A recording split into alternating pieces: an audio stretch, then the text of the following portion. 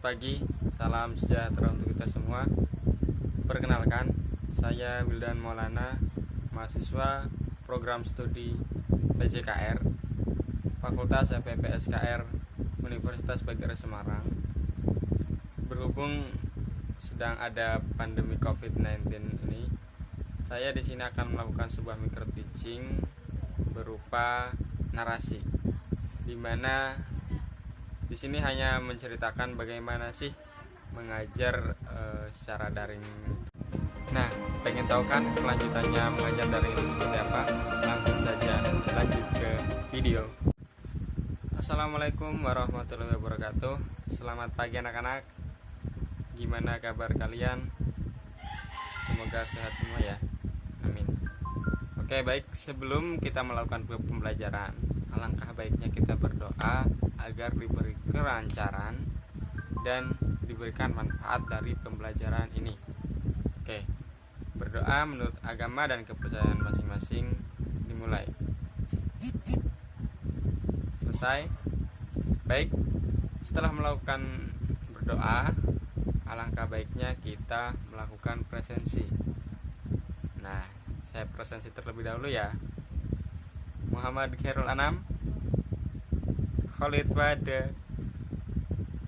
Oke, semuanya hadir ya, tanpa ada yang sakit ataupun tidak ada yang berangkat. Jadi untuk pembelajaran hari ini kita masuk ke pembelajaran materi permainan tradisional. Apa sih permainan tradisional? Permainan tradisional adalah permainan zaman dahulu.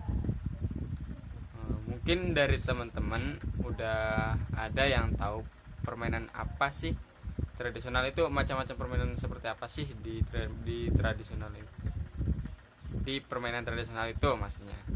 Nah, di sini yang saya akan bahas, permainan tradisional yang akan saya bahas yaitu engklek. Nah, teman-teman semua pasti udah tahu permainan tradisional engklek itu seperti apa. Permainan tradisional engklek bisa dimainkan oleh 2 sampai 3 atau 5 orang. Yang penting tidak terlalu banyak. Tapi untuk segi lapangan engklek tersendiri itu banyak macamnya. Nah, yang saya gunakan ini yang pakai ada 9 langkah, 9 kotak seperti itu. Jadi nanti bisa dilakukan untuk sebuah kelas juga, tapi di situ kita buat beberapa lapangan atau denah engklek itu. Semisal dalam satu kelas terdiri dari 15 sampai 20 siswa. Jadi nanti kita buat beberapa, mungkin 3 atau 2, karena kalau buat satu itu permainannya akan bergantian, jadi akan membuat siswa yang lainnya menunggu. Sebelum ke permainan, alangkah lebih baiknya kita melakukan pemanasan agar tidak terjadi sebuah cedera. Nah, untuk melakukan pemanasan, silahkan satu siswa memimpin pemanasan. Oke, baik, silahkan Muhammad Rizal maju untuk melakukan pemanasan, dipimpin teman-temannya. Ketika sudah selesai, kita masuk ke bagian inti. Bagian inti itu tersendiri yaitu sebuah materi yang akan kita berikan kepada siswa. Nah, di sini kita akan bahas engklek. Untuk bahas permainan engklek maksudnya, kita jelaskan dulu cara permainannya itu seperti apa. Nah, yang pertama kita pakai 3 orang terlebih dahulu ya, biar tidak terlalu lama juga. Jadi 3 orang pertama itu melakukan sweep, bisa home pimpa. Untuk yang 2-nya nanti bisa sweep. Nah, orang yang menang di home pimpa, orang yang melakukan pertama. Cara melakukannya yaitu pertama, kita butuhkan alat dan bahannya dulu deh. Untuk alatnya kita bisa pakai batu yang permukaannya datar, atau misal bekas keramik atau dari ubin yang kecil itu ya paling 5 atau 5 kali 5 cm, atau mungkin bisa disesuaikan aja. Nah, untuk itu nanti untuk permainan pertamanya si siswa tersebut melakukan berdiri membelakangi arah denah permainan engklek. Nah, seperti apa? Nanti di bawah akan saya tunjukkan sebuah foto tentang permainan tersebut. Oke?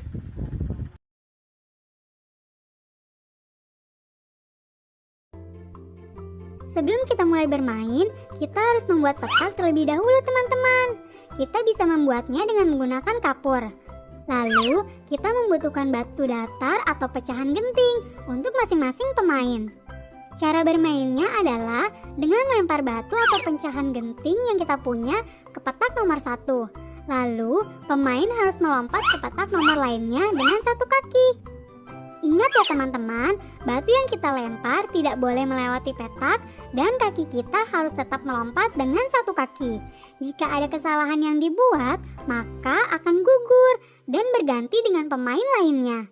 Pemain yang mampu menyelesaikan satu putaran lalu melemparkan batu lagi ke salah satu petak, maka petak tersebut akan menjadi kekuasaan pemain, yang artinya kotak atau petak itu tidak boleh diinjak atau dilewati oleh pemain lainnya.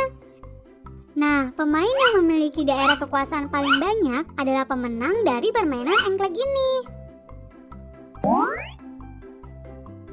Ayo, sekarang kita mulai bermain. Kalian sweet saja untuk menentukan siapa yang akan jalan duluan. Ayo Clara, aku pasti menang nih. Yeay, aku duluan.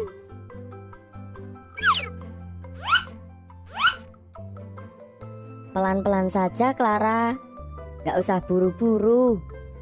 Tetap aku kok nanti yang menang. Aduh. Hati-hati Clara, jangan sampai jatuh. Nah, loh. Mungkin ada yang mau ditanyakan? Sudah paham semua? Oke, baik. Karena sudah paham semua, silahkan kalian lakukan, nanti saya amati dari sini. Nah, setelah melakukan, nanti ada games kecil buat teman-teman. Siapa yang paling cepat sampai di kotak ke-9 atau kembali lagi start dengan cepat atau dengan tidak melakukan kesalahan, maka dianggap dialah pemenangnya. Oke, baik. Untuk mempersingkat waktu, dibagi menjadi 2 kelompok saja. Nah, satu denah itu terdiri dari 3 orang. Kita pakainya kelompok ya, bukan individu, jadi kerjasama kelompok. Jadi cepet-cepetan, ketika menggunakan satu patah, ketika teman satu gagal, teman lainnya yang menggantikan. Terus estafet ya, seperti itu. Oke, setelah selesai dari permainan tersebut, saya akan memberikan sebuah pertanyaan tentang keadaan sekarang deh. Kenapa sih permainan itu sekarang sudah tidak diadakan? Alasannya kenapa? Mungkin dari teman-teman bisa mau membantu menjawab. Oke, jawabannya sangat bagus ya. Jadi sebenarnya permainan itu sebenarnya masih ada, cuma jarang sekali anak-anak sekarang itu memainkan, karena kita tahu sendiri bahwa zaman sekarang zamannya sudah canggih. Anak-anak sudah bermain melalui gadgetnya masing-masing, bahkan orang tuanya memberikan sebuah gadget tanpa pengawasan yang begitu ketat juga. Menurut saya permainan seperti ini perlu dikembangkan lagi, karena dulu juga saya mengalami kecil waktu melakukan permainan ini juga sangat asik juga, malah bisa kumpul bareng teman-teman gitu. Mungkin dari teman-teman ada yang mau tanyakan? Oh iya, manfaat manfaatnya itu tadi bisa bersosialisasi dengan orang lain, bisa bersosialisasi dengan teman, melatih kekompakan juga antar teman gitu. Jadi ada manfaatnya juga gitu, nggak cuma main-main aja, untuk menjadi siswa lebih aktif juga gitu, seperti itu ya. Nah, setelah melakukan itu, siswa dikumpulkan kembali, ditanyakan lagi nih, barangkali ada siswa yang belum paham tentang permainan ini atau ada yang masih kurang paham. Nah, guru di situ memberikan sebuah waktu untuk melakukan sesi tanya jawab seperti itu. Setelah selesai, kita ke penutup. Nah, di penutup ini ada yang namanya evaluasi. Nah, guru memberikan evaluasi dari permainan tradisional itu. Nah, evaluasinya seperti apa? Evaluasinya berupa masukan atau kritik yang membangun. Contoh, siswa melakukan patah saat melempar ke belakang, itu melihat ke belakang gitu. Nah, itu perlu dievaluasi bahwa gerakan itu salah gitu ya.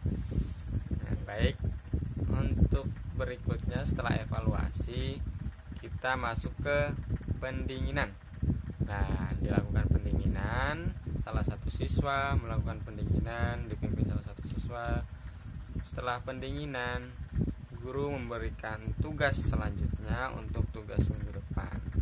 Oke, setelah tugas minggu depan, silakan untuk menutup pembelajaran pada pagi hari ini, agar materi yang telah kita dapatkan dapat bermanfaat bagi kita semua dan diselamatkan ketika perjalanan pulang atau perjalanan pembelajaran berikutnya. Alangkah baiknya kita berdoa ya, berdoa untuk mengakhiri pembelajaran pada pagi hari ini. Berdoa dimulai. Selesai. Wassalamualaikum warahmatullahi wabarakatuh.